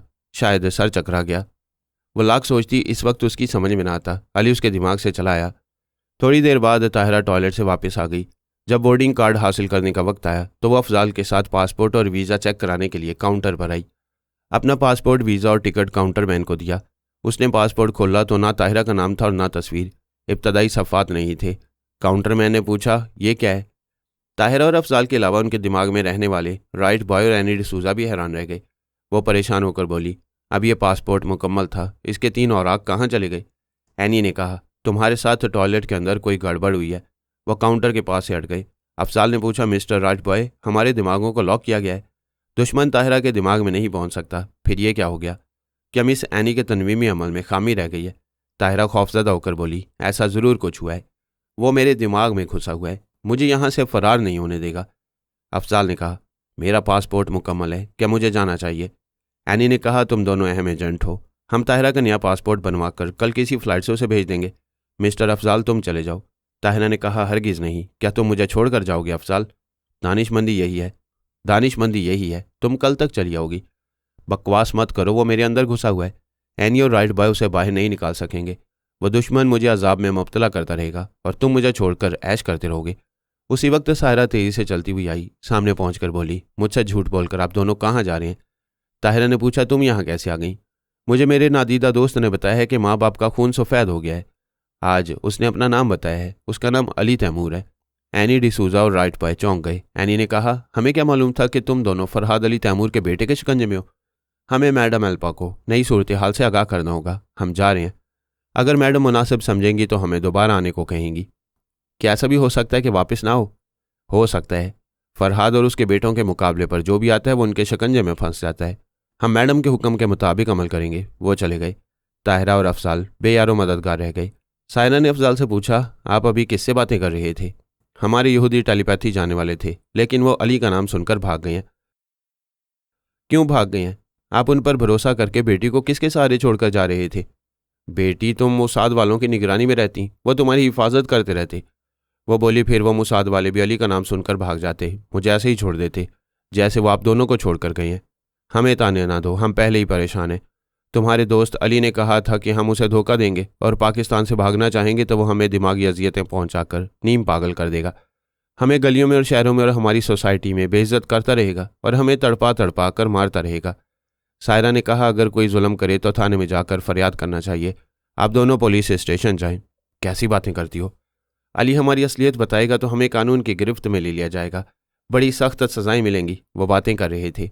उनका सामान ज़रा दूर एक ट्रॉली पर रखा हुआ था। 2 अफराद उनकी गफलत से फ़ायदा उठाकर उनकी अटैचियाँ दूसरी ट्रॉली में रखकर ले जा रहे थे। अली भी वहाँ मौजूद था, लेकिन उसकी पुश्त सामान की तरफ थी। वो ले जाने वालों को ना देख सका। एल्पा ने उन दोनों मातियतों को समझाया था कि ताहिरा और अफजल को अली की गिरफ्त से नहीं निकाल सकोगे, इसलिए तमाम अहम राज गायब करने की कोशिश करो, और वो आलेकार के जरिए यही कर रहे थे। दोनों अटैचियों में फाइलें, वीडियो कैसेट्स और तस्वीर से भरे लिफाफे थे। वो इन अटैचियों को वहाँ से ले गए। सायरा ने कहा, आप लोगों ने मुझे छोड़ दिया था, लेकिन मैं नहीं छोड़ सकती क्योंकि अभी बच्ची हूँ। अली ने कान में सरगोशी की, जवान हो चुकी हो। तुम्हें कैसे मालूम हुआ? मैं तुमसे ज़्यादा जानती हूँ, जबकि कह रही हूँ कि बच्ची हूँ तो फिर बच्ची हूँ। ताहिरा ने पूछा, क्या तुम उससे बातें कर रही हो? और क्या करूँ? आप दोनों अपने थे, पराए हो गए, और वह पराया था, अपना हो गया। अब तो उसी से बातें करती रहूँगी। अफजाल ने कहा, मेरी समझ में नहीं आ रहा है, हम कहाँ जाएं? जहाँ जाएंगे वहाँ वो हमें सज़ा देने पहुँचेगा। वो यहाँ भी है, तुम उससे बातें कर रही हो। क्या तुम उससे इल्तिजा नहीं कर सकती कि वो हमें मुआफ़ कर दे? मैं इतना जानती हूँ कि जब तक मैं आपके साथ रहूँगी मेरा दोस्त आप दोनों को नुकसान नहीं पहुँचाएगा। बेटी के सामने बुजुर्गों की बेइज्जती नहीं करेगा, आए घर चले। उन्होंने वहां से उठकर सामान की तरफ देखा तो चौंक गए। ताहिरा ने ट्रॉली की तरफ पढ़ते हुए कहा, हमारी दोनों अटैचियां कहाँ हैं? अफजाल ने कहा, ज़रूर वो ले गया है। अब उन सबूतों की मौजूदगी में हमारे खिलाफ कानूनी कार्रवाई करेगा। अली ने कहा, सायरा मैं तुमसे झूठ नहीं बोलता, मैं तुम्हारे पास हूँ। वो यहूदी टेलीपैथी जानने वाले अटैचियाँ ले गए होंगे। मम्मी पापा प्लीज़ मेरे दोस्त को इल्ज़ाम ना दें, ये मेरे साथ है। आप ही के लोग वो सामान ले गए हैं। एनी और राइट बॉय ने आकर उन दोनों से कहा, इत्मीनान रखो, हम वो तमाम सबूत ले गए हैं। अब वो दुश्मन इस मुल्क में मुसाद की सरगर्मियाँ साबित नहीं कर सकेगा। तुम लोग एजेंसी को बचा रहे हो और हमें कुर्बानी का बकरा बना रहे हो। वो तुम्हें भी मोसाद का एजेंट साबित नहीं कर सकेगा। तुम दोनों कानून की गिरफ्त में नहीं आओगे। कानून ऐसी सज़ाएं नहीं देगा जैसी सज़ाएं वो देता रहेगा। हमें इस दुश्मन से बचाओ। ज़रूर बचाएंगे, हम पूरी कोशिशें कर रहे हैं। जब तक हमें कामयाबी ना हो उससे दोस्ती रखो। अफजाल ने बेटी से कहा, हम तुम्हारे दोस्त को सामान चुराने का इल्ज़ाम नहीं दे रहे। क्या वो हमारा दोस्त नहीं बन सकता? हमारी एक गलती मुआफ़ करा दो, आइंदा हम वही करेंगे जो तुम्हारा दोस्त चाहेगा। सायरा ने कहा, सारी मुआफ़ियाँ एयरपोर्ट पर न मांगें, कुछ घर के लिए रखें, चलें घर चलें। वो दोनों बेटी के साथ बाहर आकर कार में बैठ गए। घर की तरफ जाते हुए सायरा ने कहा, आप ऐसा काम क्यों करते हैं जिससे मेरा दोस्त नाराज़ हो जाता है? आइंदा नहीं करेंगे। दोस्त तुम क्या चाहते हो? मैं सबसे पहले ये चाहता हूँ कि तुम अपने दोनों भाइयों के साथ अपने बाप दादा के दीन को समझो। क्या तुम अपने दादा परदादा के दीन पर और तहजीब और सकाफ़त पर नाज नहीं करोगी? सारी दुनिया विरसे में मिली हुई हर चीज़ पर फ़ख्र करती है। अगर मेरे बुज़ुर्गों का दीन काबिल फ़ख्र होगा तो मैं ज़रूर फ़ख्र करूँगी, इंशाअल्लाह ज़रूर करोगी। लेकिन तुम्हारे माँ बाप तुम तीनों बहन भाइयों को दीनी तालीमात हासिल नहीं करने देंगे, किसी न किसी तरह रुकावटें पैदा करते रहेंगे। अफजाल ने कहा, मैं बच्चों की कसम खाकर कहता हूँ ऐसा नहीं करूँगा। ताहिरा ने कहा, मैं भी वादा करती हूँ तुम्हारे दोस्त की मर्ज़ी के खिलाफ कुछ नहीं करूँगी। सायरा ने कहा, दोस्त तुम इत्मीनान रखो, मैं अपने दोनों भाइयों को समझाया करूँगी कि हमें यहूदियत के बाद अब दीन इस्लाम को भी समझना चाहिए, बल्कि दुनिया के हर मज़हब को समझने से ही फ़ैसला करने में आसानी होती है कि हमारे लिए कौन सा मज़हब बेहतरीन है।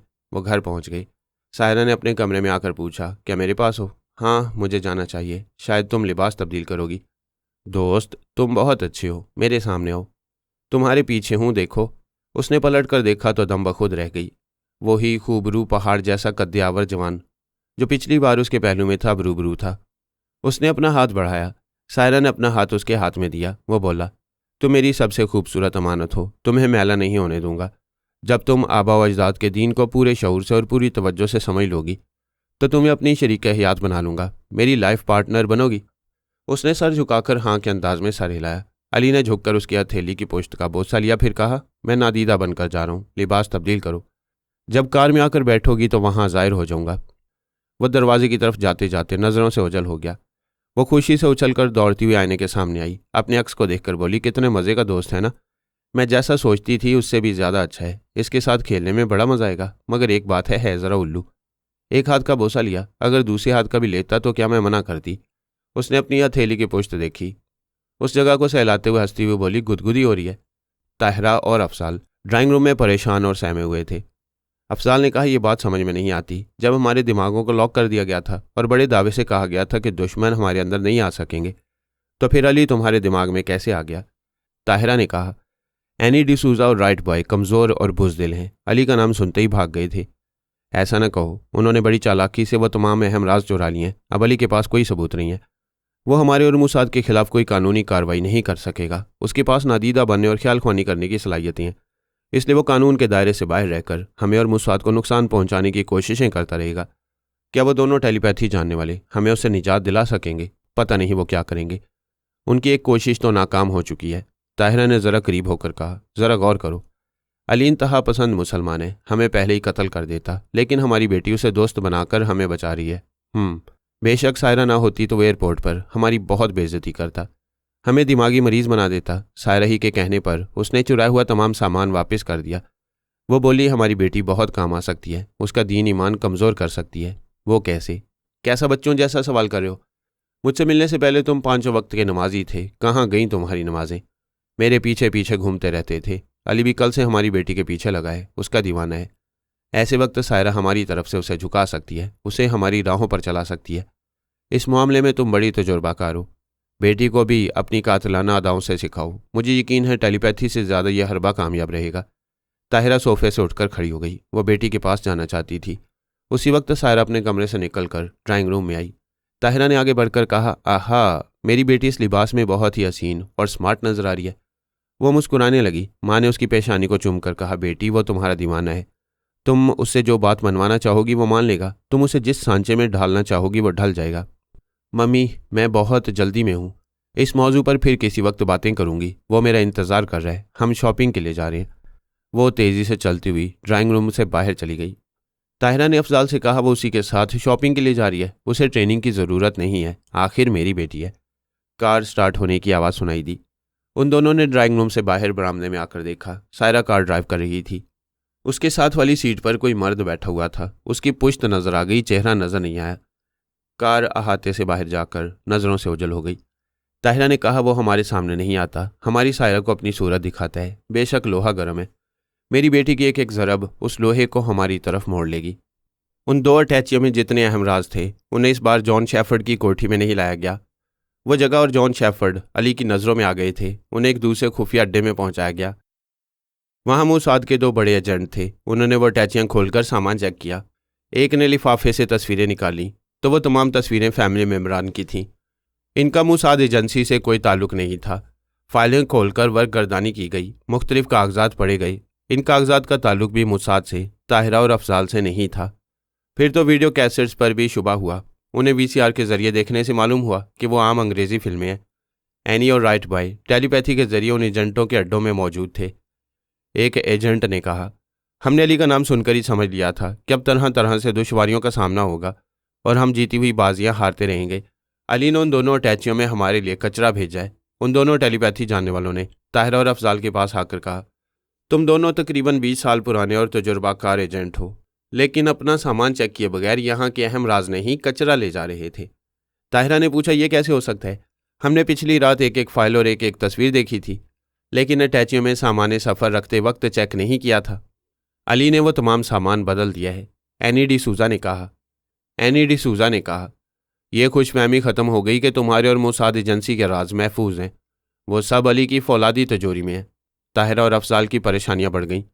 उन्होंने पूछा, अब क्या होगा? क्या कहा जा सकता है? हम उसके मुकाबले में टेलीपैथी जानते हैं, लेकिन वो नादीदा बनकर कामयाबियां हासिल कर रहा है।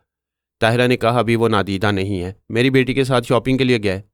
क्या वो सायरा के साथ ठोस जिस्मानी हालत में है? क्या वो शॉपिंग के लिए गया है? हाँ हाँ, हमने अपनी आंखों से उसे सायरा के साथ जाते देखा है। एनी ने कहा, आओ राइट बॉय, हमें इस मौका से फ़ायदा उठाना चाहिए। वो दोनों उनके दिमागों से चले गए। मौके से फ़ायदा उठाने वाले हमेशा नाकाम नहीं रहते। कभी कोई मौका कामयाबी का भी मिल जाता है। सायरा और अली मार्केट में थे। मुख्तलिफ दुकानों में जाकर ज़रूरत की चीज़ें खरीद रहे थे।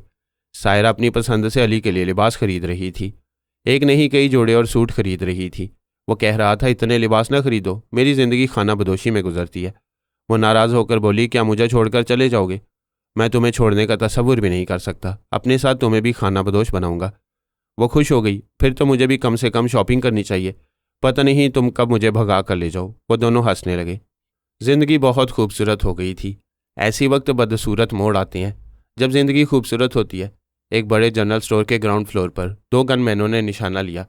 उसके ऊपर फर्स्ट फ्लोर से तीसरे गनमैन ने निशाना लेते ही गोली चला दी। पहले ठाई की आवाज़ के साथ ही गोली सीधी अली को आकर लगी। उसने उछलकर गिरते हुए पुकार कर कहा, मम्मी कम ऑन मम्मी। वह सायरा को खींचते हुए फर्श पर गिरा। दुकान में भगदड़ शुरू हो गई। फर्स्ट फ्लोर और ग्राउंड फ्लोर से तड़ातड़ गोलियां बरसाई जा रही थीं।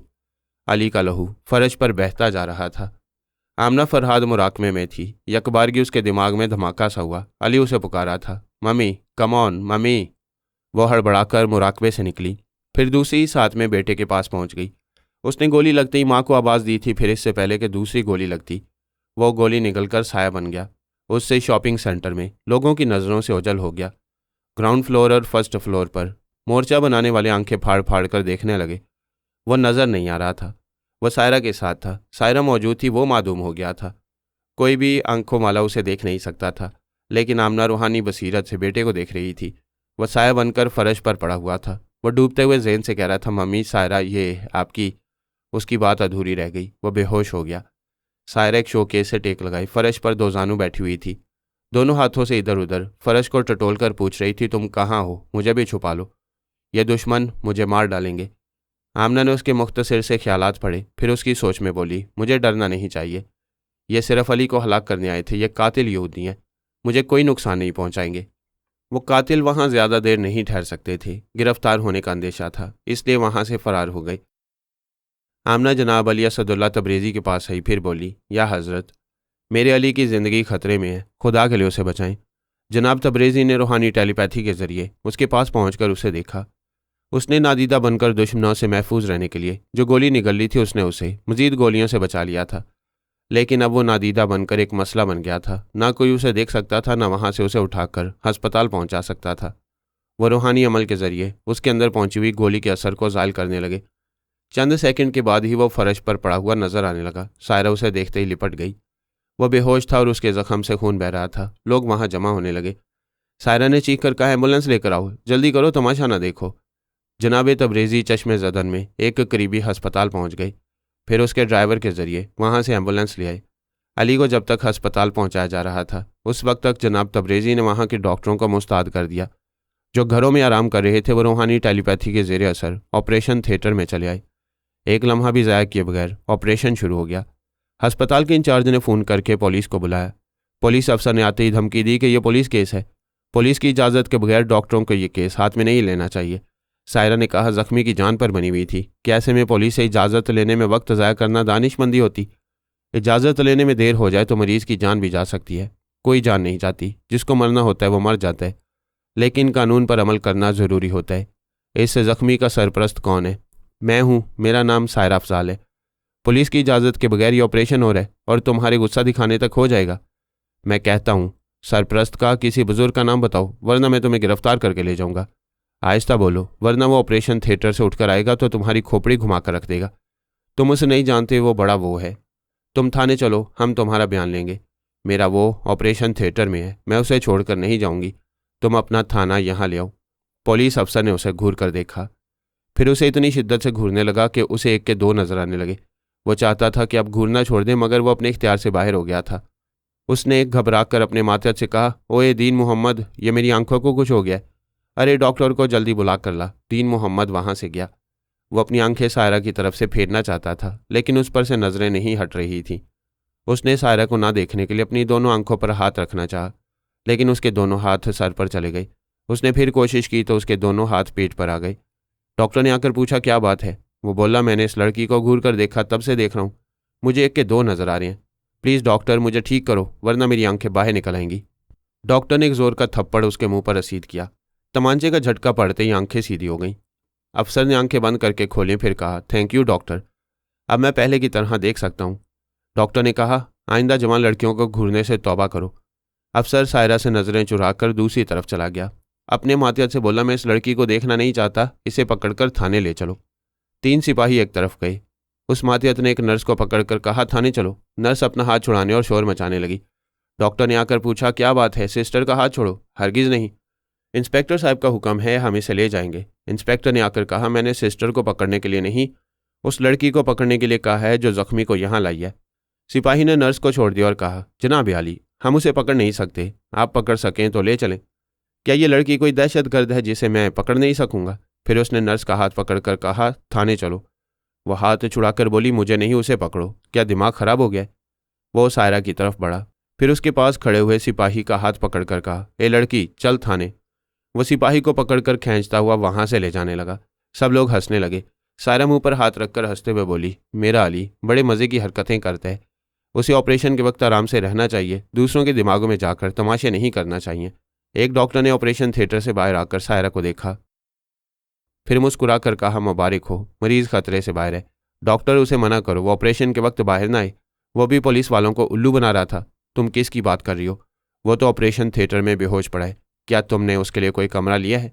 एक शख्स ने आकर कहा, यस डॉक्टर, एक स्पेशल कमरा बुक हो चुका है, हमने तमाम अदायगी कर दी है। डॉक्टर चला गया। सायरा ने उस शख्स से पूछा, मिस्टर तुम कौन हो और तुमने मेरे अली के लिए कमरा क्यों बुक कराया है? वो बाबा साहब के इदारे का जासूस था। उसने कहा, मैं आपका और अली साहब का खादिम हूँ, हमने सिक्योरिटी का इंतज़ाम किया है। अली साहब के कमरे में आपके सिवा कोई नहीं जाएगा। आपसे दरख्वास्त है कि आप खाने पीने की चीज़ें और फूल वगैरह उनके कमरे में नहीं ले जाएंगी। मैं अली की पसंद की कोई चीज़ ले जाऊंगी तो इसमें एतराज़ की क्या बात है? दुश्मन टेलीपैथी के ज़रिए आपके दिमाग पर कब्जा जमा सकता है। आपकी हर चीज़ में कोई कैप्सूल बॉम्ब वगैरह छुपा सकता है, खाने में जहर मिला सकता है। हाँ, तुम बहुत समझदार हो। तुम अब तक कहाँ थे? हम कई बॉडीगार्ड हैं, अली साहब से दूर दूर रहते हैं, ज़रूरत के वक्त करीब चले आते हैं। तुमने उनको गोली मारने वाले दुश्मनों को गोली क्यों नहीं मारी? हम ऐसे वक्त नहीं चूकते। हमने 2 कातिलों को शॉपिंग सेंटर के बाहर हलाक कर दिया था। तीसरे जख्मी दुश्मन के ख्यालात पढ़ने से मालूम हुआ कि वो यहूदी था और मोसाद एजेंसी से ताल्लुक़ रखता था। आपके माँ बाप ने उन्हें बताया था कि अली साहब ठोस जिस्म के साथ हैं और आपके साथ शॉपिंग के लिए गए हैं। हाँ, मैंने मम्मी और पापा को बताया था कि अपने अली के साथ शॉपिंग के लिए जा रही हूँ। ओह गॉड, मम्मी और पापा ने दुश्मनी की इंतहा कर दी, हमारे पीछे कातिलों को भेज दिया। I hate them. मुझे उन पर गुस्सा आ रहा है। हम उन कातिलों की तरह आपके मम्मी और पापा को भी जिंदा नहीं छोड़ते, लेकिन हमने उनका आखिरी फैसला अली साहब पर छोड़ दिया है। वो सेहतयाब होकर उन्हें सजाएं देंगे। अली तैमूर पर कातिलाना हमला करने की जुर्रत गोया मौत को दावत देना था, और मौत सिर्फ कातिलाना हमले करने वालों की नहीं बल्कि उनकी पुश्त पनाही करने वालों की भी लाजमी हो गई थी। आमना ने मुझे मुखातिब किया, फरहाद अली के पास आओ और देखो कि दुश्मनों के अहमकाना हौसले कितने बढ़ गए। मैं अली के पास पहुंच गया। उस वक्त वो बेहोश था। मेरी गैर मौजूदगी में आमना ने सिक्योरिटी के इंतजामात बड़ी सख्ती से किए थे। मैंने सायरा के ख्यालात पढ़कर अली और उसके मुख्तसर से हालात मालूम किए। मेरी मालूमात के लिए इतना काफ़ी था कि इसराइल से 2 टेलीपैथी जानने वाले आए थे। उनके ही ताउन से अली पर हमला किया गया था। मैं अपने जवान बेटों की गैर मामूली सलाहियतों से और उनके कारनामों से मुतमईन होकर आराम से ज़िंदगी गुजार रहा था।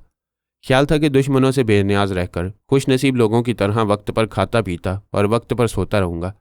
जवानी में कभी सही वक्त पर खाना और सोना नसीब नहीं हुआ था। शायद फिर वही वक्त लौट आया था। मैं सो रहा था, दुश्मनों ने जगा दिया। अच्छा नहीं किया। मुसाद वाले खुश थे। अली को गोली मारी गई थी और उसके बचने की उम्मीद कम थी। एल्पा और ब्रेन आदम परेशान हो गए थे। वो मुसाद वालों से झगड़ा कर रहे थे कि अली पर कातिलाना हमला क्यों किया। ये हमला फरहाद और उसकी पूरी फैमिली को झंझोड़ देगा। फिर वह इसराइल का रुख करेंगे। मुसाद यहूदियों की एक ऐसी तंजीम है जो बैरूनी ममालिक में इसराइल के मुफादात के लिए काम करती है।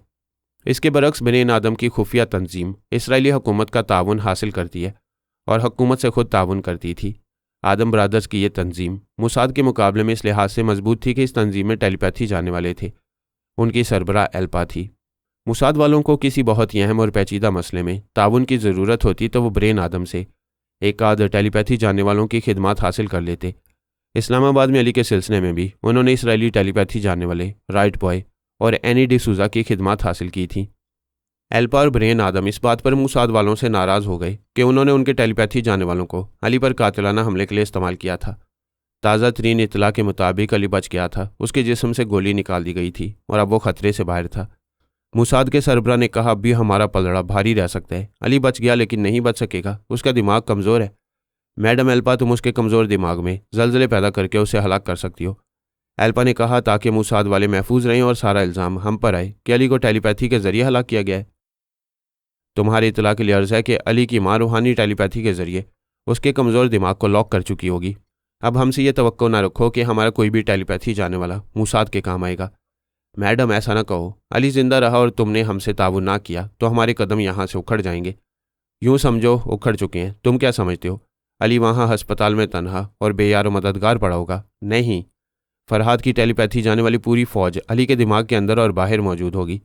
हमें अंदाज़ा है कि अली के लिए कैसे सख्त इंतजामात किए गए होंगे, लेकिन बड़े बड़े फौलादी किलों में भी सुरंग बना ली जाती है। तुम्हें सुरंग बनाने का कोई रास्ता दिखाई दे तो ज़रूर बताना। फ़िलहाल उस क़यामत का इंतज़ार करो जो हमारे मुल्क में आने वाली है। एल्बा और ब्रेन आदम इन दिनों इस लिहाज से सुकून का सांस ले रहे थे कि उन्हें हज़ारों बंदरों से निजात मिल गई थी। उन्होंने मॉन्की मास्टर को कैदी बनाकर इस शर्त पर जिंदा रखा था कि आइंदा कोई मॉन्की मैन इसराइल की ज़मीन पर कदम नहीं रखेगा। वहाँ हज़ारों की तादाद में जो मॉन्की फ़ौज थी वो जा चुकी थी। मैंने ख्याल ख्वानी के ज़रिए हीरो से पूछा, ये यहूदी हुक्मरान और टेलीपैथी जानने वाले आराम और सुकून से क्यों हैं? हीरो ने कहा, मैंने और जमीला ने जब से अली के बारे में सुना है तब से हमारे अंदर लावा पक रहा है। हम यहाँ जलजले पैदा कर सकते हैं, लेकिन बाबा साहब के इदारे से हुक्म के मुंतज़िर हैं। मैं हदायत दे रहा हूँ, तुम और जमीला नादीदा रहकर तमाम टॉर्चर सेलों और खुफिया कैद खानों में जाकर देखो कि मॉन्की मास्टर को कहाँ छुपाकर कैद में रखा गया है। इस सिलसिले में बारबरा टेलीपैथी के जरिए तुम्हारी रहनुमाई करेगी। बारबरा हिंदुस्तान गई हुई थी, वह पारस के साथ रहना चाहती थी। वह दोनों तुम्हारे पास आएंगे। मैंने बारबरा को मुखातिब किया। वो बोली, यस पापा। तुम इसराइल से क्यों चली आई? वहाँ मेरी कोई ख़ास मसरूफियत नहीं रही थी। बाबा साहब के इदारे से मॉन्की मास्टर के सिलसिले में कोई हदायत नहीं मिल रही थी। क्या मैं वापस जाऊँ? हाँ, क्या तुम अली के मामले में जवाबी कार्रवाई नहीं करोगी? ज़रूर करूँगी पापा, मैं दुश्मनों का सुकून बर्बाद कर दूंगी, मैं यही चाहता हूँ। मैंने हीरो को काम बता दिया है, तुम अभी इसराइल जाओ, पारस 1-2 रोज़ में तुम्हारे पास पहुँच जाएगा। मैंने पारस से कहा कि वो जल्द से जल्द भारत के मामलात निपटाकर इसराइल चला जाए। पारस ने वादा किया। बारबरा खुश होकर चली गई। हिंदुस्तान के गांव-गांव, शहर-शहर पर बंदर मुसल्लत हो रहे थे। असल हुक्मरानी ताकत और हथियार से नहीं की जाती, बल्कि मोहब्बत और अकीदत के सहारे की जाती है।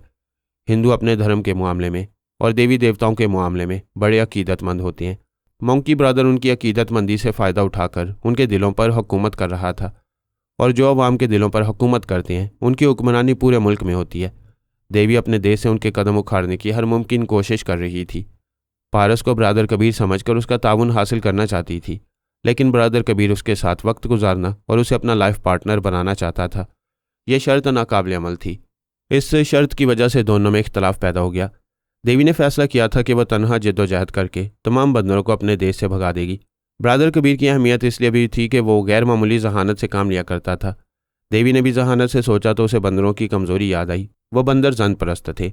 उनका सरबरा मंकी ब्रदर भी हुस्न परस्त था। देवी ने चाल चली, एक निहायत हसीन और जमील औरत को उसकी पूजा करने के लिए भेजा।